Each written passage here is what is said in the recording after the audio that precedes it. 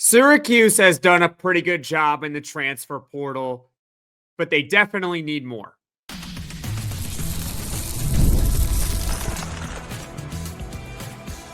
You are Locked On Syracuse, your daily podcast on the Syracuse Orange, part of the Locked On Podcast Network, your team every day. Hello, everyone, and welcome into Locked On Syracuse. I'm Jackson Holzer, and thank you for making Locked On Syracuse your first listen of every single day here on the Locked On Podcast Network, your team every day. We are free and available wherever you get your podcast. And on today's show, we're joined by Neil Adler from Inside the Loud House. We're going to talk about Syracuse's transfer portal moves so far, the expectations for each of the transfers for Syracuse, and also what's next for Syracuse? What do they need to get back to the NCAA tournament? Or actually, are they already an NCAA tournament caliber team? Comment your thoughts in the comment section below. Neil, thank you so much for taking the time to join me here on the podcast. How would you evaluate Syracuse's transfer portal addition so far? Well, Jackson, as always, thanks for having me on, brother. Appreciate it. I think they've done a pretty good job. Obviously this is, on paper, so we'll see how it all shakes out when they actually play some games later on this year. And certainly they've seen, I guess, more guys hit the portal than they brought in so far. And so they have plenty of, numerous scholarships still available. But I like some of the pieces, particularly, presumably their starting point guard for this coming season, Naithan George from Georgia Tech.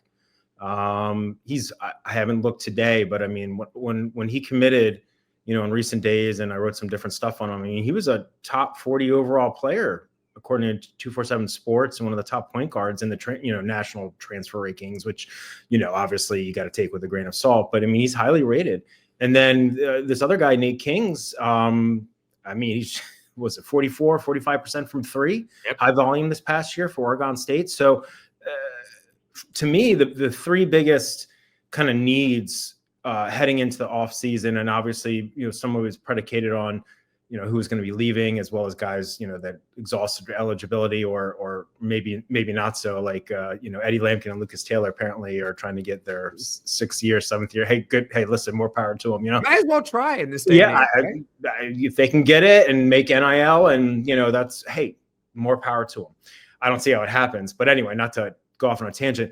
I thought their three biggest needs would be finding a true point guard, veteran point guard, one or more centers, and then also some 3-point shooters, out on the wing, shooting guard, small forward, 2, 3, 4, whatever you want to call it. And I think they've gotten all three of those, although, as you and I have talked offline about, and we'll get into here today, like I'm not 100% sold on what's going on at the center spot so far. No disrespect to William Kyle and, the other Georgia Tech guys. Is it Souare you pronounce it? Yeah, Ibrahim Souare. They're just, to me, Kyle, was injured for part of this past year and didn't play a lot at UCLA. Before that, he was really good at a mid-major school. And then Souare was playing more throughout the season, but still didn't play a ton. So I feel like George and Kingz can be like high impact, meaningful contributors right away. I think they're both going to start. I mean, we have to see how the rest of the roster shakes out. But the other two guys, like, what's the strategy at center? They're both undersized at center as well. And if you're talking about their height, although, you add in wingspan and all that jazz, I just feel like, are we doing like a hybrid package at center? Are they trying to get another center that's going to be the starter? And those two guys are both backups. Although both those guys could play the 4 or the 5, if I'm not mistaken. It's not 100% clear to me what the ultimate strategy is in terms of the center spot with those two guys. But to get back to your original question, I think they've addressed some of their needs. They have 5 open scholarships still available. They're, again, take these rankings with a grain of salt, but their transfer class, at least according to 247 Sports, is in the top 15. Their overall class, if you include the 4 prep recruits, is in the top 10. So I think they're doing their job. It's just a question of how it all kind of plays out with additional pieces. But the center spot, I don't want to say it's a question mark. I'm not 100% sold on it right now. But again, this is all on paper, and William Kyle is, again, when he was at the mid-major school, I'm totally blanking on it right now. He was in South Dakota State. South Dakota State in Summit League, right? I mean, wasn't he the defensive player of the year? I mean, so he, the dude has athleticism, he has skills, but he just didn't play a lot this past year because he was injured. So, but overall, I think they've done a good job. How would you assess it? So I really I really love the Nate George pickup. Yeah, that was great. I think there is the good and the bad with Nate George. Like, he does turn the ball over a bit more than what you would like, 3 turnovers a game, but he's someone that, I mean, he's coming here to make everyone around him better. Be a facilitator, yeah. I mean, and he can also score 12 points a game. Sure, yeah. I mean, this is what we wanted Jaquan Carlos to be, but this is actually like the souped up version of Jaquan Carlos. You're getting Nate George. He's also a little bit taller, too. A significant upgrade. Oh, yeah, he's taller. Yeah, 6'3". Nate Kingz, I like. I think ideally, Nate Kingz is like the 6th man off the bench because I think he's really good and he's a really good shooter. But just if you have another guy in there that can start, that just makes your roster so much better. And I always go back and forth with people online about this. Folks, there's nobody who's really above coming off the bench. Like, this team hasn't made the tournament in 4 years. So I really don't want to hear it that, he's too good to come off the bench. Nope. They haven't made the tournament in 4 years. I mean, if he's playing starter minutes, I never really care who starts. It's who's playing in crunch time and Chris Bell this past year, wasn't he better when he came off the bench? He was shooting wise off the bench. Yeah. I don't that doesn't mean anything to me. Yeah, I agree with you. Yeah. So, I mean, I really like Nate Kingz. I think he can start, and I think he ultimately will be the starter at 3. Small forward, yeah. Yep, but ideally he's probably the 6th man. I'm also not really sold on the big man. I really am not. Ibrahim Souare, William Kyle, I get it, especially with Souare. He's actually got a lot of years of eligibility left. I believe 3 more. So maybe he develops. That'd be nice. Kyle, I think he only has 1 year left, maybe 2. I believe it was a junior at UCLA this past year. So right. Yeah. I actually floated a question at LO_Syracuse, and I want to get your thoughts on this. What do you think about this potential starting 5? Because we're both seemingly on the same page here about the centers and what they've done so far. Yeah. Nate George, your point guard. Right. JJ Sterling, your 2 guard. I'm stunned by that, but sure. Go ahead. Nate Kingz, your starting small forward. Sure. Forward, another one. Sadiq White. And then Donnie. Did I see that? Did you have that on Twitter today or X or whatever? Yeah, I put it out. Okay, yeah. I think I saw that on my feed. No, again, on paper, that screams a lot of athleticism. And I was writing something earlier about Sadiq and Kyle now that their seasons are over. They lost to the Chipotle National. Well, the Chipotle National is over either way. And Kyle was quoted in a Zagsblog piece about wanting to get up to Q's right away, once those All-American games are. But I question kind of out loud, like, I'm not 100% sold that Kyle and Sadiq are going to get a ton of minutes. I'm not saying they won't play some, but I feel like and again, I'm not like sitting here, saying I'm like the foremost expert, but some people might say, okay, well, they're both top 30 national prospects, part of this top 10 class. Kyle is Melo's son. But Sadiq this is no disrespect. This is just being honest. He's a bit raw on the offensive end. The dude screams athleticism. He's a really good defensive player. He loves Qs. I think he'll play some. I just don't know if I see him being but who knows how, summer workouts are going to go. And then, obviously preseason. So who else is going to be on the roster? It'd be fun to watch.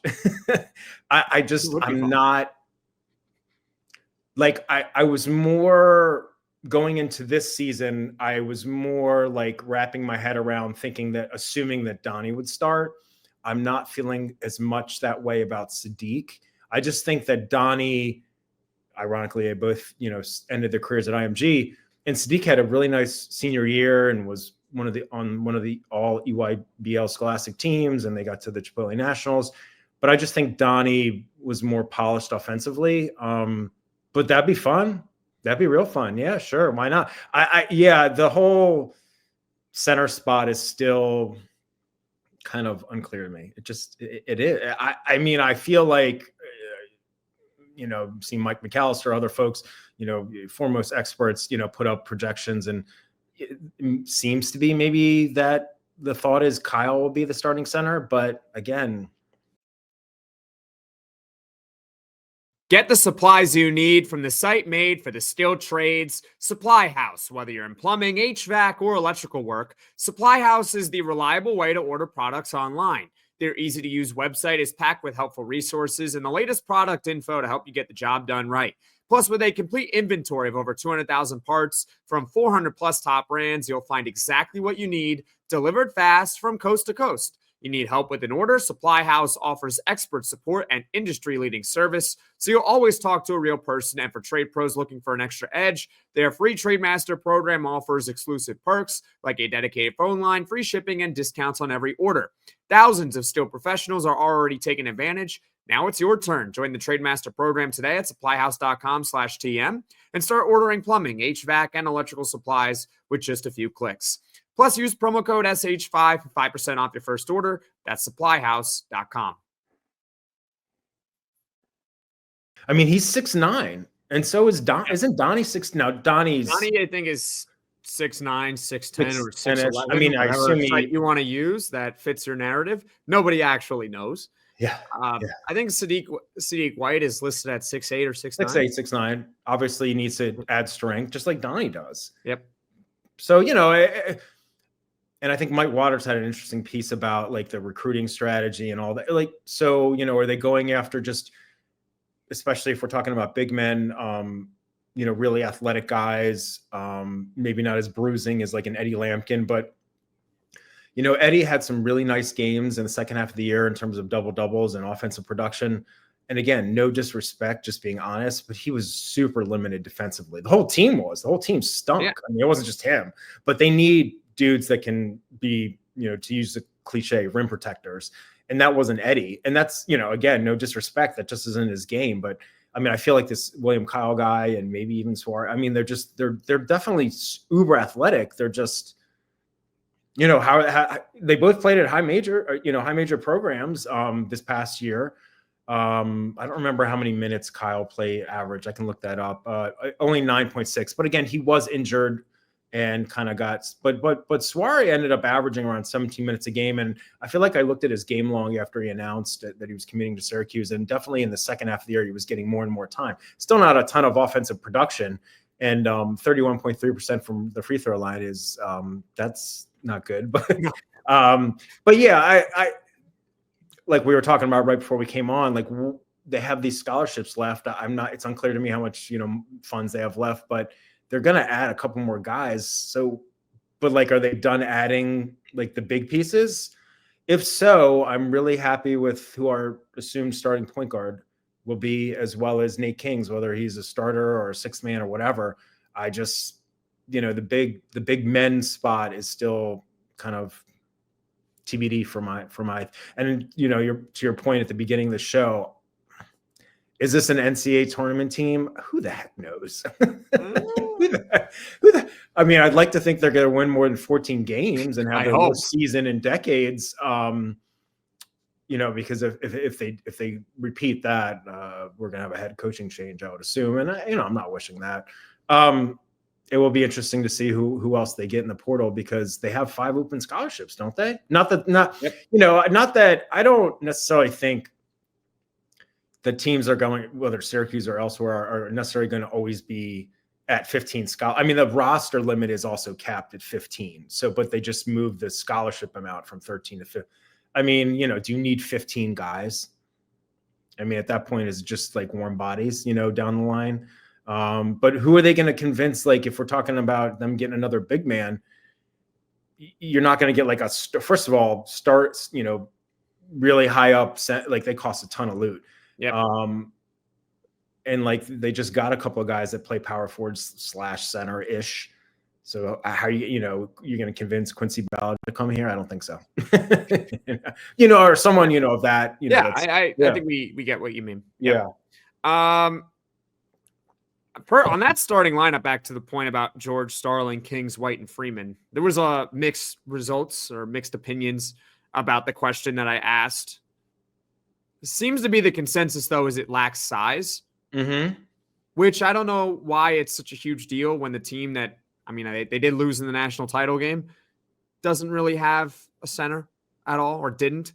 So, yeah, Syracuse has obviously changed their approach. Right. they're going after, they got William Kyle and Ibrahim Souare, and they want them to run the floor and play with a lot of pace and hopefully provide good defense. Hopefully, fingers crossed if they're actually good defenders or not. Souare seems to be. I don't know about William Kyle. I'm not really sold on his defense, even though he's a great shot blocker. But it's like saying Steph Curry's a good defender because he gets steals. Different, right? So, honestly, if Sadiq White is ready and he can certainly start right off the bat, I would go with that. Because what's the difference between – it's either William Kyle, Ibrahim Souare, or Sadiq White. Who do you think is a better player right now? And they're both playing around the same position. Yeah. I get right. So, I don't hate it, but they do need more. They definitely need more. I think the expectation for Nate George is be one of the top point guards in the ACC. Sure. You know why? Because he was just one of the top point guards. He led the ACC in assists per game. He did have, when you were bringing that up, I looked back up, he did average 3 turnovers a game, 6.5 assists. So be one of the top point guards in the conference. Fair? Sure. All right. Nate Kingz, maybe not shoot 45% from 3 next year, although that would be very nice. That would be sweet. But over 40? Yeah, over 40 would be great. 2 years ago, Bell shot over 40, right? 41, whatever. Yep. As you and I have talked about ad nauseum, Syracuse this past year shot 32.8 or whatever, 33%, call it. And Bell's obviously in the portal and other guys. So, yeah, why can't he? Why wouldn't he be able to shoot 40%? Unless shooting in the dome is, I know with some people with the depth perception and all that, but he'll be practicing, and let's assume that he'll shoot over 40. Yeah. Right. And then I don't really have high expectations for either of the guys they brought in. They have to be just depth guys. You don't want them to be a liability in the starting lineup. You don't want them to be a liability. I hear you. I would assume that the coaching staff isn't looking for those two guys for a lot of offensive production in terms of scoring, maybe around the rim some and all that. But they got other guys that can score. Kingz can score. Like you said, Nate George, he's a facilitator, but he averaged 12 points per game. Obviously you got Starling, you got Freeman, TBD about some of the other dudes like Luke Fennell and Cayenne. But their defense, they need better 3-point shooting, but they need better defense. And do I think that guy, like you mentioned, the trio of Sadiq, Kyle, and Souare, do I think that could they be better on defense than, I'm not directing this at one particular guy, but some of the guys from this past year, like Eddie and Jair, or whoever, the team just as a whole stunk. So maybe they're more athletic. And, for me, Jackson, and you and I have talked about this on air, off air, it's just about fit and cohesion. It just, nothing seemed to fit right. And I know this past season they got, they dealt with, JJ was out 7 games. He played 1 or 2 games with Donnie, and then Donnie was out the rest of the year, only played 14 games. So that, thrusts guys into different or expanded roles. But, injuries happen in sports. So I don't want to make an excuse out of that. It's just the team just didn't jive, and they had some games where they were close and maybe could have pulled them out, and they didn't, and certainly had plenty of games where they got blown out. Even the year before when they won 20 games, they had a lot of blowout losses. So it's just, and again, is all this about the talent or lack of talent, quote unquote, or is it about the coaching staff, or is it about the schedule? We'll see. I'd like to think that they're going to win more than 14 games this coming season. I will be really curious to see what other pieces they add, given that they do have scholarships available, but who are they going to add that's going to come here and contribute meaningful minutes, given the roster already on hand. So we'll see. Well, with 5 open scholarships, Mike McAllister has said, for those that don't know who Mike McAllister is, 24/7 Sports Syracuse Insider, man, great stuff. Yeah. As always, we've had him on here on the podcast. Yeah, he's great. He's mentioned that Syracuse, it's not like one position they're looking for right now. They're open to anything because, they have that luxury. You have 5 open spots. You can add pretty much anything you want. Pick a position. Pick a player. The $1 million question is, how much do they have left in the bank? Yeah, I'd love. How much do they have? We don't know. I wish it was public information, so yeah, we knew, I know, and we knew what the players were really going for. But to me, for this team to become a tournament team, because you look around the national outlets right now. Okay, people love to use national outlets when they fit their narrative, but when it doesn't fit their narrative, all of a sudden we crap on the national analysts and, they suck and they don't know what they're talking about. I know. Everyone's got to tell everyone right now that nobody really outside of maybe your Syracuse bubble thinks that this team right now on paper is a tournament team. Granted, it's very early in the offseason, but nobody seems to be thinking that way, even though they have made some nice moves so far in the portal. They need a Batman. They need a guy. And how much money do they really have left in the bank? Because Jamir Watkins just entered the portal from FSU. He'd be great. He'd be terrific. And he's got that do not contact tag, which to me, I would just wipe my you-know-what with that tag. And I would contact him anyway, because worst he says is stop contacting me. Thanks, no thanks. Darrion Williams from Texas Tech would fit it. Dylan Mitchell from Cincinnati would be awesome as well. Like, those are the type. They need one of those guys. Someone on the wing that can defend and also score at a high level. Yeah, and Mitchell, wasn't he at Texas his freshman year? Am I thinking of the same kid? Yeah, he was really highly ranked, if I'm not mistaken, in his class. Yeah. I wish I knew about the budget stuff. I feel like Syracuse is probably a little bit more competitive this year than last year. I hope so. I think that Alex Kline being there is super helpful. We know that they're going to play in the Vegas tournament, although the money from that isn't necessarily in their hands right now. And then obviously revenue sharing and all. Look, I just don't know. So, and it's the numbers are getting crazy. I mean, were you and I talking about this off air? Rob Wright, $3.5 million. Was that we weren't? But yeah. I got okay. Maybe I was talking with someone else about that. I got more news for you, right? Former Syracuse recruit and really good point guard. Played in Philadelphia and then at Montverde. Had a good freshman year at Baylor. And I thought I saw a number. Maybe it was on one of the chat forums I was just looking at before I came on with you. I thought I saw $3.5 million or something. I mean, that's Neil. I was going to tell you, sorry to cut you off here, but there was a report about JT Toppin and staying at Texas Tech. $4 million? On three, I believe said $4 million. Yeah.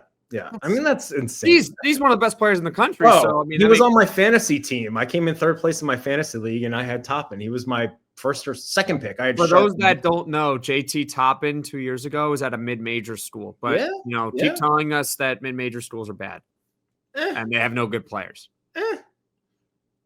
Yeah, it's a training camp for the high. Yeah, I mean, for me, it's not about where the transfers come from in terms of high majors or mid majors. It's who they are and how they're developed and the roster fit and all that jazz. But yeah, I did see that about top $4 million.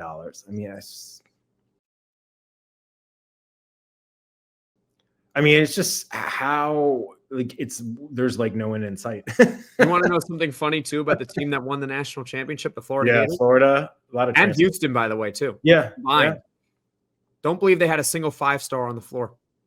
Oh, it wouldn't surprise me. Not one. And then people look at Duke and they're like, all right, well, they lost because they're young. I don't know. Fine.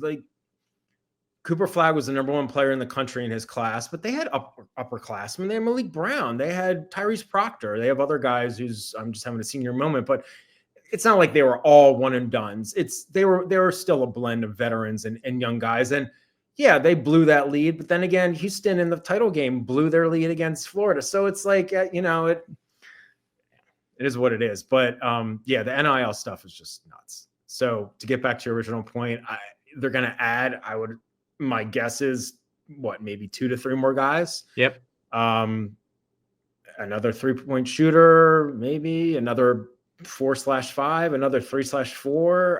Do they need another guard? I mean, they've got a good amount of guards. That I guess my talking point out loud to you is when George isn't in the game, who's going to run the point? If Starling's not in the game, is it Fennell? Is he going to get quality minutes? Seems like him for now. I mean, Aaron Womack is a wing. He's more of a 2/3. So yeah, maybe do they find another backup point guard? I don't know. We'll see. They probably will unless they're really confident in Luke Fennell right off the bat. And he is playing in a professional league in Australia. So, I mean, he's supposed to be pretty good. So, yeah. So, we'll see. I could see backup point guard being one of them, but I think there is smoke about Jerry Deng from FSU. Yeah. That's not made up. That's real. There is something there with Jerry Deng. He'd be good. He averaged like 7 points a game last year at Florida State, shot 38% from three. Yep. Not a terrible defender, but not a good one either. Yeah, 7 minutes. 7 minutes. I'm looking at his stats right now because I figured we'd bring him up. 7 points per game, 15 minutes per game, 37% three, 2 rebound. Yeah, I mean, he's from, isn't he? Or maybe he's not from, but wasn't he born? I think he's from Rochester. Or he was born in Rochester or something like that. Yeah. So we'll see. Yeah, I mean, there's obviously a bazillion guys in the portal, but can they afford them? That's the thing. So are they done? I like Jerry Deng, and he would be a good addition, but that's more of probably a bench guy. That's probably you're hoping for probably a little bit better from him than what you got from Jair Davis a year ago. Mm-hmm. Certainly better defense than Jair, but I mean, they need more. They need like a guy.